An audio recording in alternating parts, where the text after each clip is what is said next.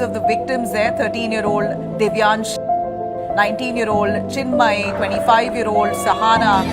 11 people have died, 56 people injured, currently receiving treatment at hospital. They did not anticipate this crowd, which is... My name is Ritika, and in this video we will talk about IPL, the Indian obsession with cricket and the god worship of cricketers. I am not an avid watcher of IPL myself, but I have seen the craze around IPL, especially because a lot of these reels come on my page. Even if you'd go to any food court or any mall, the branding related to IPL is so much so that you cannot escape the IPL and the marketing and the advertisement that goes around it, which is available both online as well as on offline platforms. So before we begin talking about IPL, it's imperative that we look at something called the ICL, which is the Indian Cricket League. Indian Cricket League, which is ICL, was started by Zee Entertainment, and the basic primary focus of it was to have 8 to 10 teams who would play cricket against one another.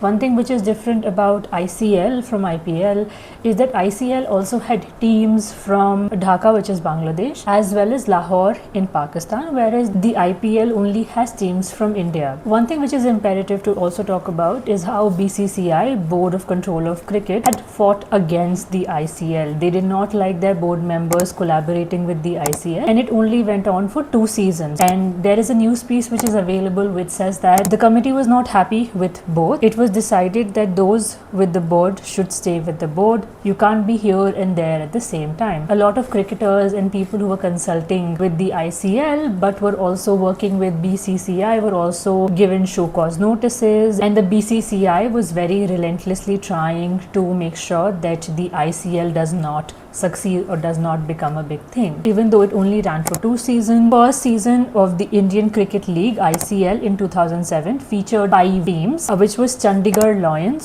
Chennai Superstars, Delhi Jets, which later were renamed as Delhi Giants, Hyderabad Heroes, and Mumbai Champs. There were other teams which were subsequently added, like it happened in IPL, but like I said, it had teams from Lahore and it had teams from Dhaka. Now the IPL, which is the Indian Premier League, which we even see now, is started in 2008. The first set of matches which happens in 2008, and the inauguration of the IPL is led by the then BCCI chairman Lalit Modi. It was said that the top teams in this competition of the Indian Premier League will qualify for the Champions 2020 League, featuring teams from England, Australia and South Africa. The initial league was set to last for 44 days, involving 59 matches, featuring 8 teams. The prize money of the league was around rupees 13 crores. I'll just give you a basic comparison as to how things change and how things progressed after the 2008 IPL versus the 2026 one that we are currently watching. So the current 2026 IPL is supposed to run for 65 days. It is featuring 10 teams and a total of 74 matches will be played. Finale is at the end of the month. So the first 8 teams were Mumbai Indians, Chennai Super Kings, Royal Challengers Bangalore, Sunrise Hyderabad in 2012, Delhi Daredevils, King 11 Punjab, Kolkata Knight Riders, Rajasthan Royals. Rajasthan Royals won the first match against Chennai Super Kings, and the franchisee raised a total of $700 million plus. So the 2022 season saw a witness of 2 other teams, which was Lucknow Super Giants and Gujarat Titans, and then more teams were added, like the Pune one was added, but I think it was discontinued after a while. The rest of the history of the games can be found online, and that was not the contention of the video. I just wanted to talk about how the IPL began as an offshoot of ICL and how the BCCI had tried its best and was subsequently successful in shooting down the ICL. Apart from that, so the game have become so popular in the recent times that the franchisee owners of these teams have also bought companies in other countries. For example, there's a West Indians Caribbean Premier League,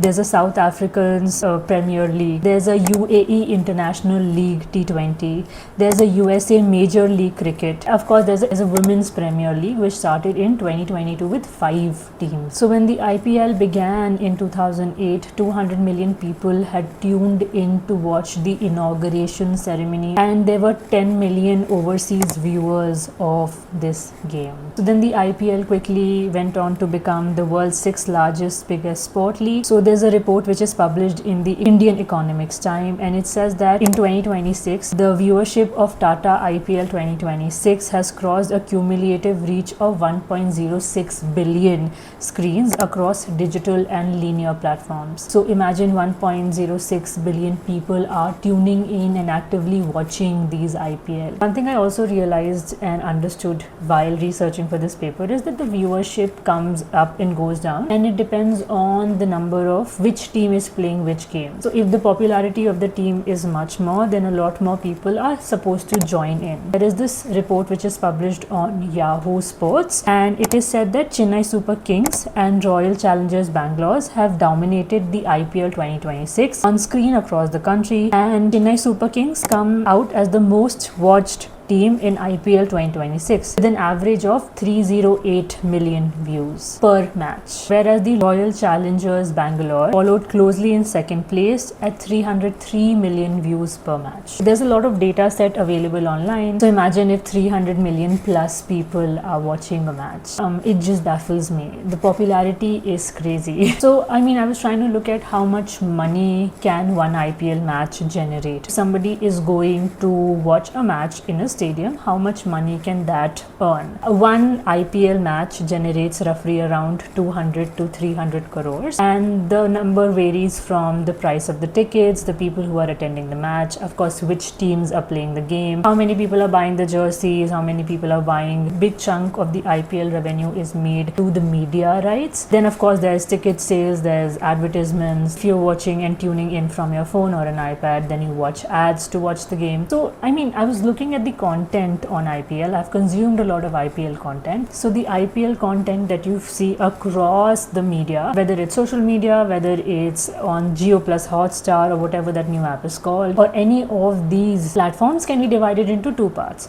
One is the longitudinal content and one is the variety content. Longitudinal sort of content is the kind of content which begins with the auction. Viewers can tune in to see which player is being bought for how much money. Will the players end up in the same team as they did in the last season, or will they end up in a new team? And there's a lot of content about how much money was spent on buying this player in the last season versus how much money had been spent in buying or acquiring a player in this season. The second stage of this content is the IPL game which happens. So it basically focuses on the game, who is playing like what, who is playing well, who is not playing well, who is injured, who is not, who is performing well, what is going behind the scenes, how are the players reacting, how are the owners of these teams reacting, and then cut to the winning of the season, who wins, what they do. So there's nostalgia reels, there's also reels of players crying that, oh, the team has brought home the cup for the first time. There's also a lot of comparative reels as to how these Indian players are. It starts to feed off the viewers from the very beginning, and the viewer is lured in from the first fact as to when the season starts, and it ends with the season ending. The other is the variety content. So one is this personal content. The personal content is, of course, can be put into two categories, which is one which is posted by the official channel. Is that all these teams now have YouTube channels where they show the BTS of the game, how these players are playing. It's a more humane version of the game which happens. How are they preparing? They are laughing, they are teasing one another, birthday celebrations. How are the family of these team members reacting? Is the wife crying? Is the child crying? The child on his birthday is watching his father play the game. The wife is getting emotional, them cutting cakes after winning a match. So this is posted by the official channel. And there's of course another which is the personal content which is posted by the users. These are the vlogs which are posted by them, videos of these viewers watching the game, their reaction to the game, fans' reaction to meeting people, fans reacting to seeing these cricketers in a place which they would not be in commonplace. The second kind of content is posted by these streaming platforms, post these contents, and a lot of these streaming platforms take and allude to the players who had played in the game, or the goats of the game, and them reacting to the game, the highlights of the game, the best moments of the game which are posted. So all the sixes that were hit in the game, or all the fours that were hit in the game. So there's a compilation of these videos. There are videos of ex-cricket players reacting to them playing, their commentary on the game, their predictions of the game, what they think will happen in the next game. So this is all, of course, then again curated content which is aimed at the viewers who are watching the IPL,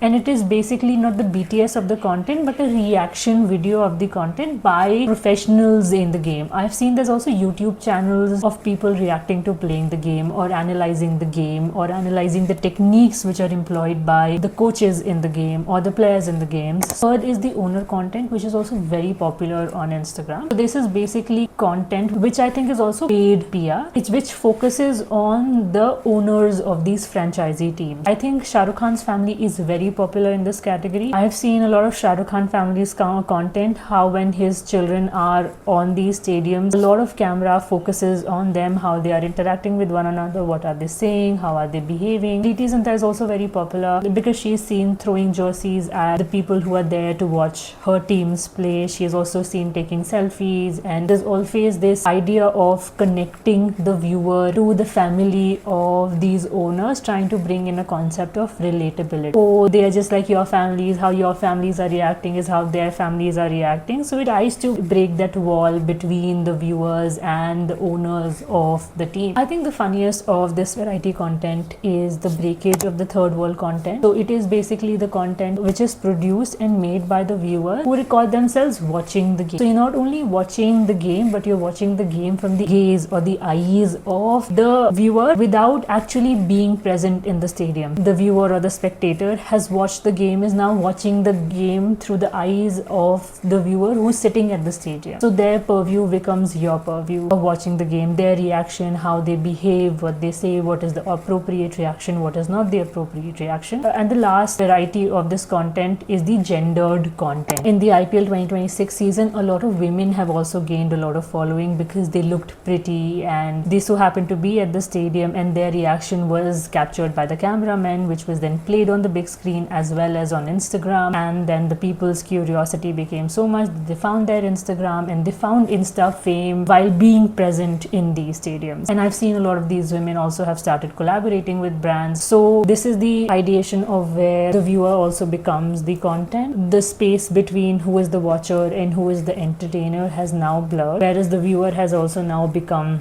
the entertainer. If we are talking about a gendered content, it is also important that we talk about cheerleader content. So I've seen a lot of cheerleaders online making content about themselves, vlogs about how they got ready, how they change cities, them traveling, them getting ready, them interacting with their fellow cheerleaders, them performing, them coming off the stage. And while we're talking about these cheerleaders, a lot of the viewership of these cheerleaders are male, and they are seen praising these women, they are seen complimenting the cheerleaders or talking about how great they are. There's all sorts of comments, of course, but these are the ones which dominate comment section. I think another thing which is important to talk about is the harassment that these cheerleaders face. Since we are talking about cheerleaders, I saw this reel recently where these cheerleaders were dancing in cages sort of a place so that people couldn't poke them, people couldn't harass them. There have been a lot of videos where cheerleaders are being seen dancing and there's money on the dance stage, so I'm assuming that people are throwing money at them, making obscene comments. So to protect these cheerleaders, metallic sort of walls are made around them, or plastic walls are made around them, so that the harassment from the viewers can be stopped. Now that we have looked into how the IPL began and the kind of content which is churned from these matches, we come to the most important part of the video, which is to look at cricket and cricketer worship. I was able to find around 5 to 7 reasons as to why cricketers are worshipped in India and why are Indians so obsessed with cricket. Of course, it's a short video and I cannot comment all the reasons, but please feel free to add on your opinions about why Indians are so obsessed with cricket. Number one being that Britishers brought cricket to India in the 1700s, and the first cricket match in India was played in 1720s. And a lot of critics talk about how in the very beginning what brought Indians together was that they all wanted Britishers to leave the country, and the idea that we want to rule our nation by ourselves became the unifying force that brought everybody together. India is a country where there's a lot of diversity. There needed to be a unifying force that brought everybody together, and back in the day that was the idea of democracy and the resistance to the Britishers so that they leave the country. After the Britishers had left the country, there was nothing that brought people together. After the Britishers had left, we had so much diversity in the country. Essentially, what it meant to be Indian or what it meant to be a person belonging to India was very bogus, and people were trying to find meanings to their lives, meanings to their identities, and there was essentially a identity crisis. And a lot of critics talk about how cricket as a sports brought everybody together. It brought people together of different ethnicities, different background, different culture, and cricket became the glue that brought everybody together. It was a common thing that everybody liked, and that is one of the reasons why it is so popular. It brings a joy or a sadness that can be shared by people collectively, regardless of where they are culturally, socially, historically, when did they come to India, or had they been in India from the very beginning, which language they speak, what kind of food they eat, which state do they come from, so on and so forth. Indian cricket essentially blurred the boundaries between national sports, national pride, and national heroes, and all these categories essentially became one. There's somebody called Das Gupta, and he talks about how in a national life increasingly bereft of heroes, cricketers remain as the only surviving ideals of the nation to worship. So because there's a lack of national heroes in the country, people kind of start looking up to the cricketers. Remember back in the day, there were some celebrities who were talking about how our national heroes should be the Jawans, should be the soldiers who are risking their lives for the safety of everybody else. But I think their work requires a lot of anonymity. They cannot be social media stars. They cannot risk being a public figure because their work is such. Since people need somebody to look up to, somebody to worship, somebody to idealize, cricketers occupy that space. Even in the modern times where being online is started being seen as the dread, where people are started talking about hobbies and how to be offline and how to keep your children entertained, cricket then emerges as a safe sport, which is also family friendly, something which also brings families together, something that can be seen by both children and parents alike, and it becomes a unifying thing over dinner. There has to be no fights because everybody enjoys cricket and everybody can come together to enjoy a cricket match regardless of which IPL team you support. Cricket then also becomes a kind of content which is not harmful in nature, unlike the social media content which is traditionally thought of as that. Cricket and consuming content related to cricket becomes healthy as opposed to being online or being on Instagram, and watching cricket on TV becomes the better thing that you can do. Traditionally, sports have never been encouraged in the Indian household. I'm not speaking for everybody, I'm speaking from what I've seen around me, and children have always been pushed towards studies. कि खेलना कूदना तो बाद में हो जाएगा, पढ़ाई करना is more important. But cricket has stemmed out as an exception, and people have first-handedly witnessed people changing their lives because of their dedication to a sport. For example, if you look at MS Dhoni went from a ticket checker in a train in Ranchi to playing and leading India to a World Cup. It feeds off the people's rag to riches story, that if MS Dhoni can do it, anybody else in the world can do it. I have not seen and met one boy who has loved and played cricket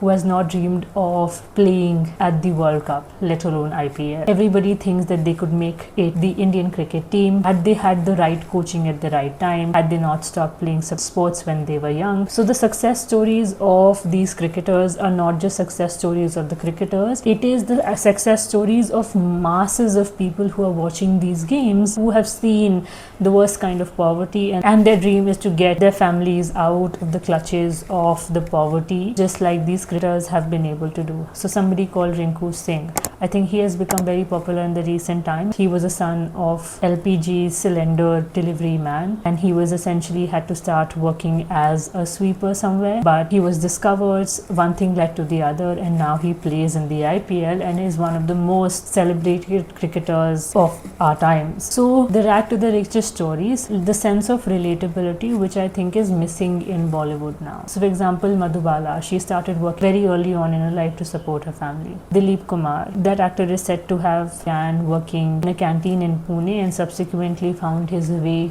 to fame. There's a relatability context to it, where the viewers see themselves in the earlier life of these cricketers, which I think is absent from Bollywood now, but that is a topic for another day. So of course there's hero worship, because there's a relatability to these cricketers. These cricketers become a part of the identity of the viewers who see themselves as they were or they are, and they become the hope and the guiding light that if these people can come out of the clutches of poverty or come out of the most harrowing situations in their lives, so can we. So cricket is not only a sport but also a pathway via which audience have seen the cricketers emancipate themselves from the clutches of poverty, lower middle class brutalities, which is both a struggle and a dream of many in the country. Watching your favorite players excel in their lives, much like MS Dhoni, Virat Kohli, Sachin Tendulkar and so on, becomes a gateway through which so many people dare to dream, dare to hope, and perhaps that there is a happy ending for everybody who is involved, the spectator as well as the player. I think all the identity theory, which is talked about by Nisha Nair, and what she says in this social identity theory is that there are two concepts. One is the idea of the individual self, and also there is a social identity. And she says that cricket is intrinsic to how Indians see themselves and have evolved over the years to become an expression of national identity. The major reasons why cricketers are worshipped, because there's an anonymity to it. You only can see cricketers when they're playing the games, unlike the vloggers who are posting everything about their lives, so the viewers have an idea of where they are living, who are they living with, who are their family members, how do their family members behave, what did they do, how do they act, how do they perform, so on and so forth. Viewers do not know much about the cricketer's life until they are shown. So if you'd see in the World Cup, the pictures of families holding the trophies go viral, because then you get an insight into the personal life of these players. Because of the anonymity, because there's a mystery around the personal life of these cricketers, that viewers can only enjoy the content or can only see these cricketers when they perform.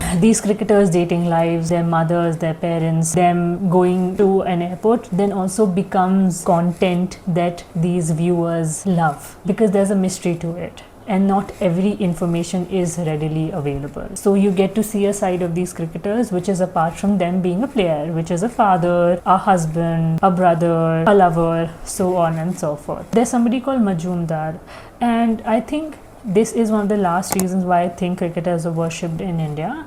And he says cricket is perhaps the only arena in contemporary India where the nation can assert its strength and aspire to global supremacy. In a society constrained by poor governance, corruption, and deep social divisions, cricket creates an imagined space for fulfillment and collective pride. With this, we come to the end of the video. Thank you for watching.